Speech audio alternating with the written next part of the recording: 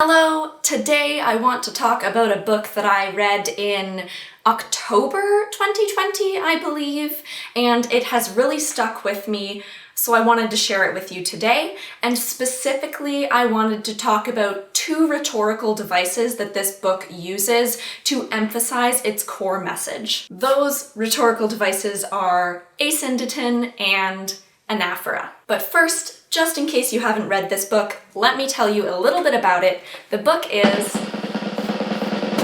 Station 11 by Emily St. John Mandel. This book is about a pandemic that sweeps the world in a matter of days and kills most of the people that it crosses. I imagine you can guess why I wanted to read this book this year. I was honestly hooked from the moment I picked this book up because it opens in the Elgin Theatre in downtown Toronto, and being a PhD student in theatre in Toronto, I was immediately immersed in this setting, and the story itself also did not disappoint. All of the relevant characters in the book are introduced in that very first scene in Elgin Theatre. We have Arthur Leander, who is on stage playing King Lear. We have Kirsten Raymond, who is also on stage, a child actor, and she is playing one of Lear's young daughters in this weird staging they have of the production. And finally, we have Jeevan Chowdhury, who is in the audience of this production. He is an ex-paparazzi turned paramedic in training. When Jeevan notices that Arthur is fumbling his lines and starting to fall down on stage, he jumps into action right onto the stage to try to save his life. Unfortunately, he can't. That's not a spoiler, it's the first thing that happens in this book. Arthur is only the first of many deaths to come because the following day, the pandemic sweeps all of Toronto. Jeevan and Kirsten are saved. Arthur remains a main character even though he dies in the first couple pages. And from my reading, I think that each of these characters represent one timeline. Arthur being the past, before his death, what the world was like before the pandemic hit. Jeevan, the present that we're introduced to in the first chapter of this story. He is the one that is trying to prepare himself for the oncoming pandemic. And then Kirsten, whose storyline takes place 20 years in the future, after the pandemic has completely altered life as we know it on Earth. Kirsten is also an actor in the Traveling Symphony who perform musical pieces and Shakespearean plays. Their motto is "Survival is insufficient," which is lifted from a Star Trek episode. The title of the book, Station 11, is also the title of a comic book that Kirsten has in her possession about Dr. 11, who is a physicist who has escaped Earth's destruction and now resides on a space station floating through space. I could be wrong, but I think that we read end-of-the-world books like Station 11 or the comic book Station 11 within this book out of a weird desire that maybe the world actually will end as we know it. With every inch of our planet now discovered and explored, and many of the universe's greatest questions already answered, I think we have this craving to go into other universes, other planets, or see what our world would be like if it started all over again and all of the secrets were still out there to discover. Books like this one explore a complete wiping out of all of Earth's current knowledge systems so that they can be re-explored, re-examined, and maybe altered to be better for future humanities. So in a twisted way, it's kind of enchanting to imagine that 99% of humanity has been wiped out and we can restart with a better politics and more beauty than our world previously had. What if our current systems were dismantled? Imagine what we could build. Imagine if almost everything was taken from us. What would be left? Who would we be at our essence without all of our modern technology? Even as Station 11 considers these questions, it also shows us the world as it is in the reader's present time period. Station 11 seemed for me to say, why do you desire another world or a new world when the world that you are currently in is so full of mystery and magic? The story is also written in a patchwork sort of way It's written through photographs and newspaper clippings and TV guides and found objects. It's told through the lens of that which has lasted post-pandemic. So as the characters stumble upon the past world, we, the readers, are stumbling upon our present world and seeing it in a new light. When reading, this message was really hammered home for me on page 255 of my paperback copy of Station 11. I won't explain the context of this scene because I think it would contain spoilers for the book, but basically one of the characters is noting how in his current state of mind, all objects are beautiful. Equally. And this is really because of the stories that they tell about how humanity once was. The particular object he is examining in this passage is a snow globe. I really think that this parallels the opening scene of the book because on stage in King Lear, it was also snowing little plastic flakes just like it is inside the snow globe. And theater itself is kind of a snow globe, a closed off world that we can examine from the outside.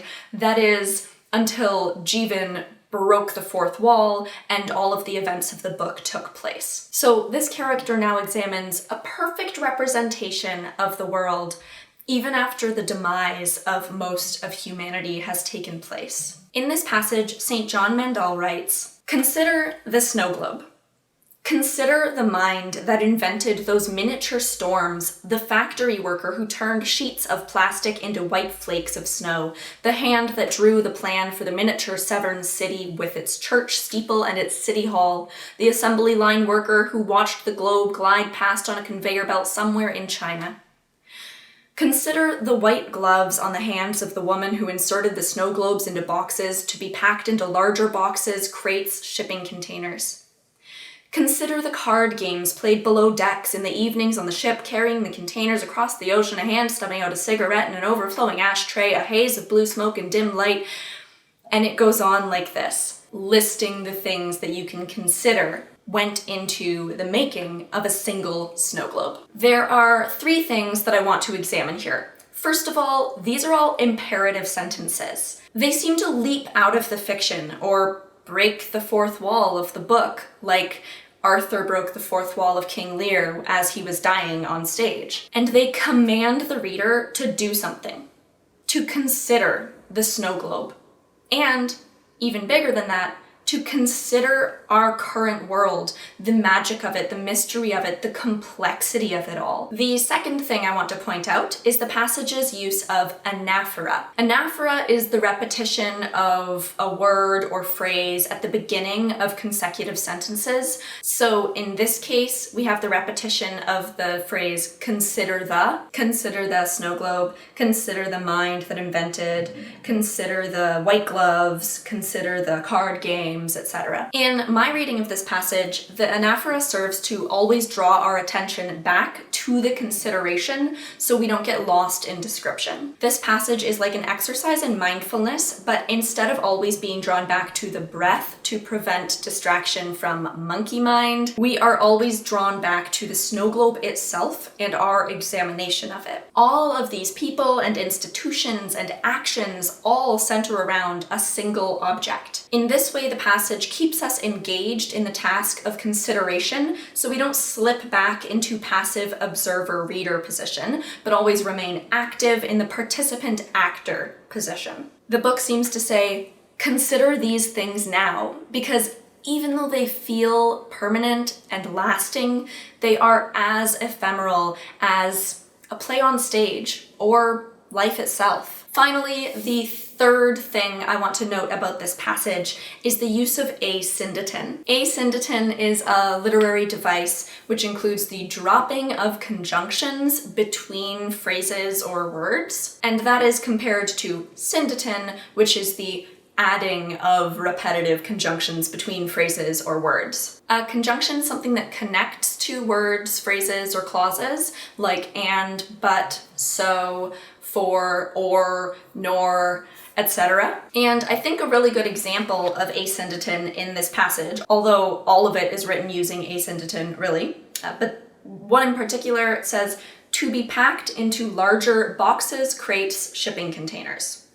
So if we were to write this sentence normally, then we would probably say to be packed into larger boxes, crates, and shipping containers. But the writer omits the and she just uses commas throughout this whole passage. So why would she just use commas instead of using an and, or instead of using multiple and, like boxes and crates and shipping containers? Well, Asyndeton, which would be to add and in between every single item in that list, would sort of have the effect of slowing down the reading of this passage. Because we are forced to read and in between every single word, that would ask us to consider equally every single item in the list. I also tend to feel that Asyndeton makes a text feel heavier because I am forced to feel the burden of every item that I am reading. And this, and this, and this, and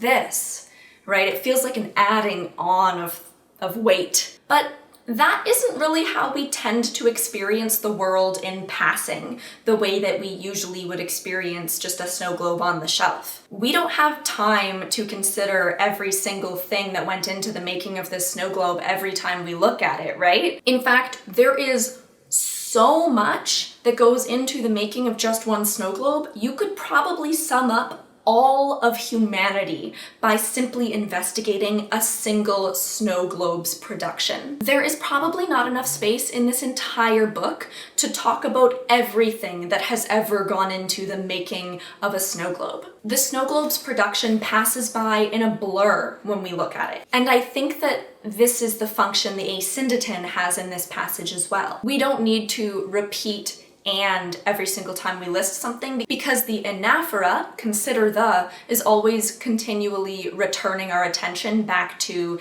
this activity. So the Asyndeton serves to speed up our reading of the passage. It seems to say that there is so much that goes into the making of a snow globe that I don't even have time to put all these conjunctions into.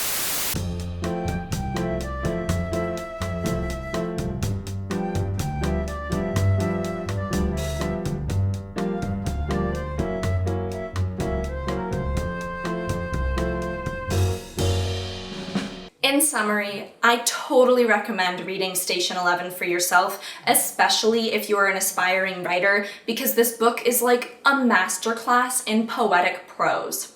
Yes, at times it felt like Emily St. John Mandel had just gone through a series of writing exercises and then tried to loosely weave them together into the plot of a story. But I didn't really mind that because she so expertly completed these writing exercises, and they actually allowed for some really surprising plot twists and character development in the book. Ultimately, because of her imperative sentences, Anaphora, Asyndeton, and many other rhetorical devices to add on to that, I was not only immersed in the worlds of Arthur Leander, Jeevan Chowdhury, and Kirsten Raymond while reading this book, but also immersed in my own immediate surroundings, which was honestly a nice change because I have felt like my surroundings are getting pretty monotonous in this constant state of lockdown for the past year or so during the pandemic. Thank you for watching this video, and if you have any questions, comments, or other book recommendations for me, please put them in the comment section below, and I will see you in the next video.